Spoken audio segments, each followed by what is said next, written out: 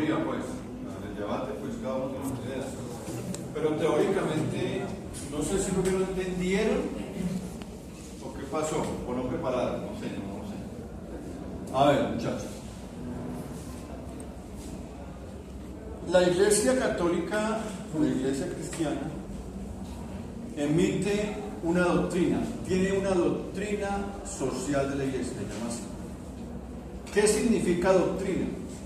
Doctrina es un conjunto de normas, un conjunto de criterios, ¿sí ves?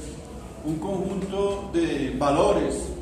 O sea, la doctrina orienta a la sociedad y la orienta fundamentada ¿en qué?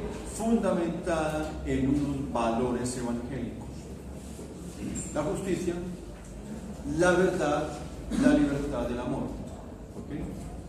La fuente, digamos, la fuente de la doctrina es la Sagrada Escritura. Es que la doctrina es un libro así de grande, sino que solamente hay una parte que es los principios. Es una parte de la doctrina llamada los principios, solamente para ustedes. ¿Okay? Entonces la doctrina es eso, es la forma como la Iglesia quiere orientar, ¿cierto?, a la sociedad. Doctrina social de la Iglesia. O sea, esa doctrina, esos criterios es para todos. ¿Okay? Bien. Tú dijiste algo muy importante, y es que la doctrina, los principios, para emitirlo la Iglesia, para pronunciarse, se fundamenta ¿en qué? Se fundamenta en la persona, en orden a su dignidad. Ojo con eso. La doctrina piensa, dice, afirma que la persona tiene una dignidad. Lo dije una vez. Entonces, desde ahí emite los criterios, desde ahí promulga los principios, desde ahí llama la atención, ¿o quién? A la sociedad. En una parte dice que los principios, que la doctrina, está dada ¿para quién? Para todos. Para todos. Pero dice que en una parte, principalmente, ¿para quién? Para los gobernantes. Los gobernantes tienen la obligación, la gravedad de ¿qué? De hacer cumplir, digamos, o cumplir estos principios. Bien. Otra situación. La Iglesia, como tal, solamente tiene dos misiones, dos tareas nomás, dos tareas. La primera misión de la Iglesia, ¿cuál es? Es anunciar. ¿Qué anuncia? ¿Qué ha anunciado la Iglesia desde Jesucristo? El Evangelio. ¿Qué anuncia? Jesús es nuestro Salvador. Jesús es el Hijo de Dios. ¿Eso es lo que anuncia? Anuncia. Y segundo, denuncia. Y la denuncia tiene que ver con el tema de los principios. ¿Sí ven? ¿El denuncio qué es? ¿Qué denuncia? Las injusticias. Por eso, de entrada, la Iglesia es profética. ¿Y el profeta qué hace? El profeta denuncia. ¿Se acuerdan? De Ezequiel, de Jeremías, de Daniel. Denuncian las injusticias, ¿okay?, que se cometen en contra del pueblo. De entrada podemos decir también que todos somos profetas.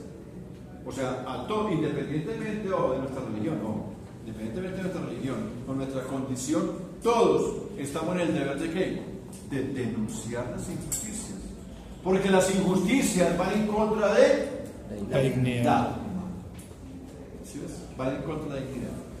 Entonces, desde ahí, la doctrina emite los principios, llama la atención a los gobernantes y decir, miren, hay 4 principios, son 4, ¿ok?, que el Estado debe prodigar.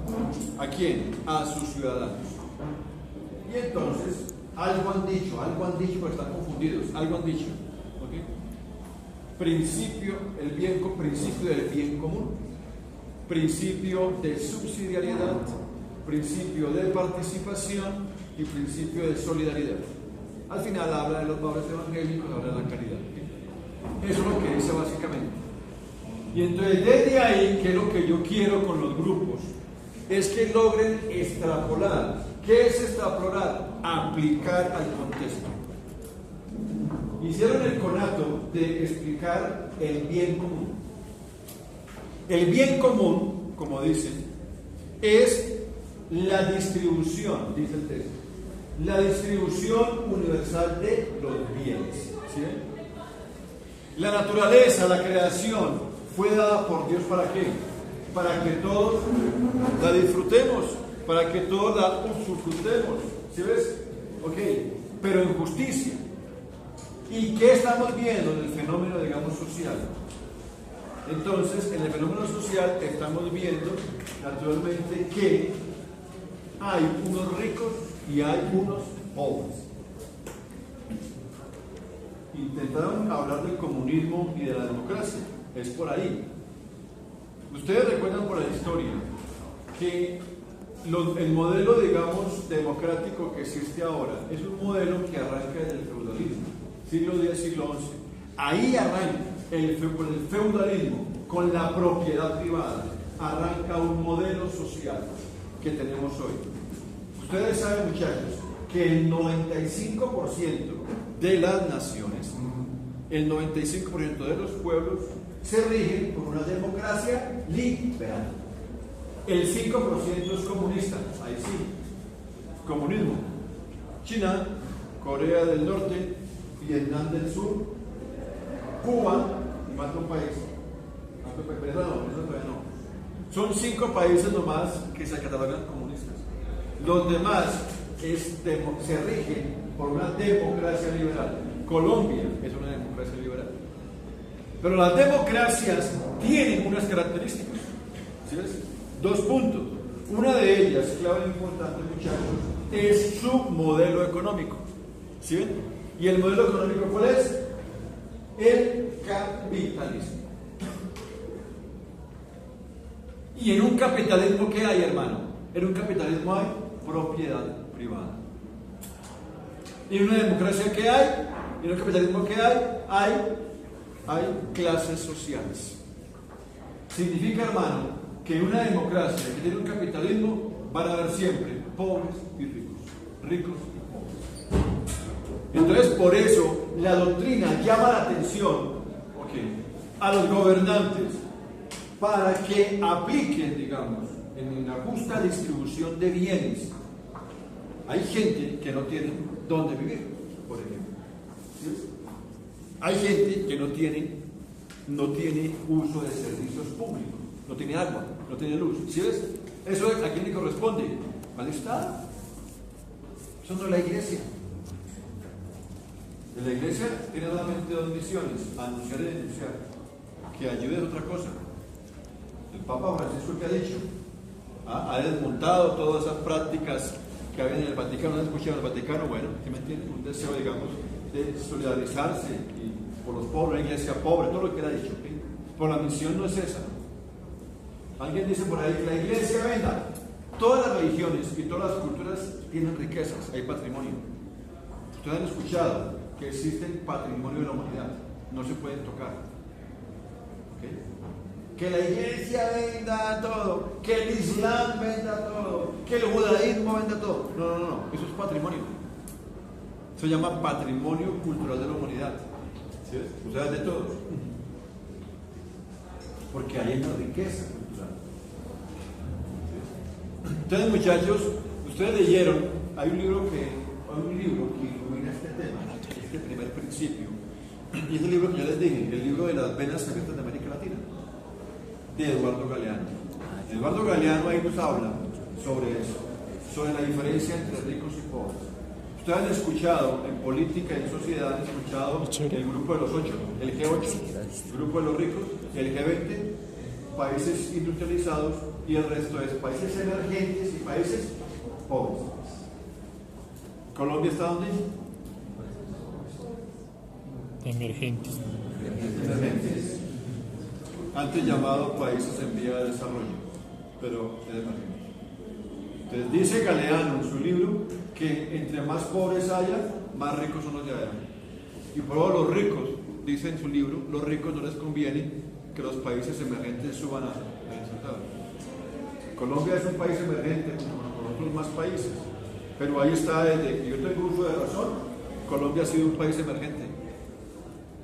Y el siguiente paso es ¿qué? Ser país industrializado. El siguiente paso ¿qué? Es país rico, pero ahí está frenado.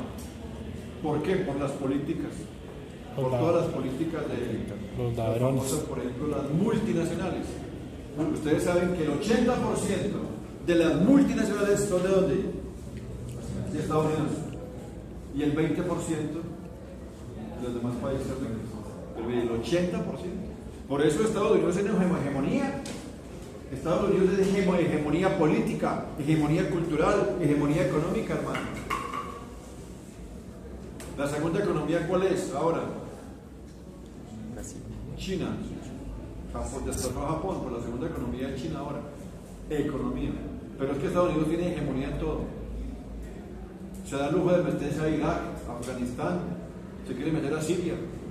Hegemonía. ¿Ves? Hegemonía, política, armamentística, todo lo que usted quiera.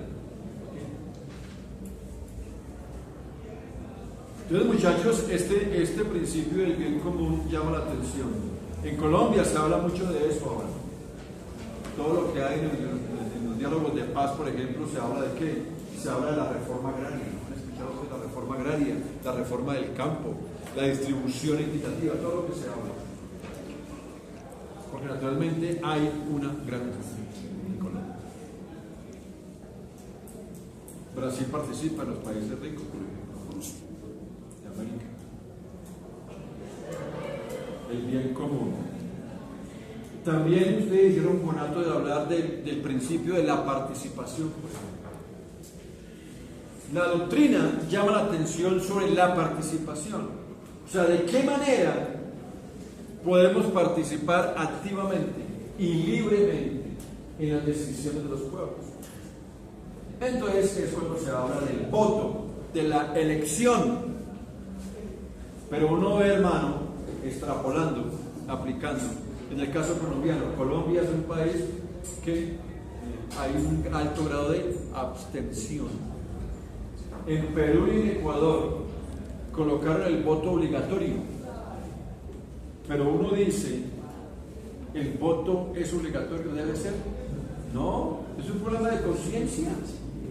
Aquí en Colombia se ha intentado, creo que 3 veces en el Congreso, pasar allá que sea obligatorio votar, pero no ha pasado. Desde la dignidad de nosotros uno que va a decir, el voto es algo de conciencia. Y por conciencia, todos, digamos, debemos elegir libremente, pero no. Y uno ve, usted uno puede extrapolar, la gente grita, las marchas, y echan piedra, algunos no saben por qué. Oiga, usted puede estar marchando, no, yo no sé. Hay gente que no. Oiga, hermano, ¿usted votó? No, yo no voté. Entonces, ¿qué está alegando? ¿Qué protesta? ¿Qué grita? Uno reivindica derechos. Uno reivindica derechos ¿desde qué? Desde la participación. Así de sencillo es. Pero en Colombia, hermano, hay más de 100, más de 50% de abstención, más 70%. Si en Colombia pueden elegir 20 millones, digamos, creo que es un poquito más, y solamente votan 8 millones, 9 millones.